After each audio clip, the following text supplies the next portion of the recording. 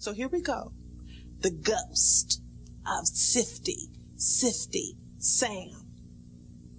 Deep in the dark Texas woods where the wind whisked in and out of the tall pine trees, there stood a beautiful old house on the edge of a lake that was so crystal clear the moon used it for a mirror. And folks in these parts said that this old house was haunted by the ghost of Sifty Sam, and that late in the darkest part of the night, you could see strange sights and you could hear strange noises coming from that old house. Well, a realtor man had been trying to sell this house for years. And finally, he found a family who thought the house was just right. And they bought it on sight. And everything was fine.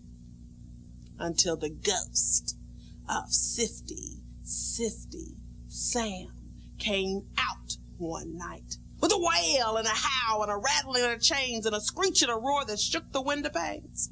Old Sam gave that family such a fright, they packed up and moved the very same night.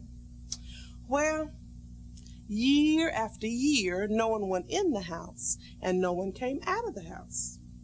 Well, finally, the realtor man came up with a plan to rid the house of the ghost of Sifty Sam. He offered a $5,000 reward to anyone who was brave enough and crafty enough and smart enough to stay in that house all night long and come out the next morning alive and kicking.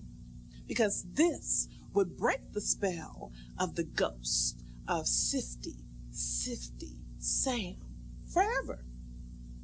Well, there was a chef in town named Dan, and he thought he was brave enough and crafty enough and smart enough to stay in that house all night long and collect that $5,000 reward from the realtor man and break the spell of the ghost of Sifty Sam. Well, the realtor man gave Dan a slab of fatback and a bushel of groceries and a frying pan and took him to that beautiful old house on the edge of the crystal clear lake that was haunted by that ghost. And Dan went right on in and shuttered all the windows and locked all the doors and peeked in each closet.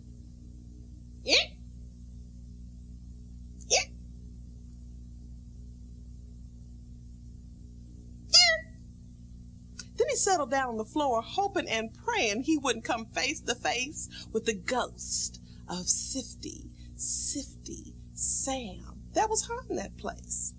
Dan sliced up his fat back and made a fire in the grate and was cooking his meat to a sizzle and was just about ready to fix himself a plate when all of a sudden he heard a strange sound in that place that no one had been in or out of for years.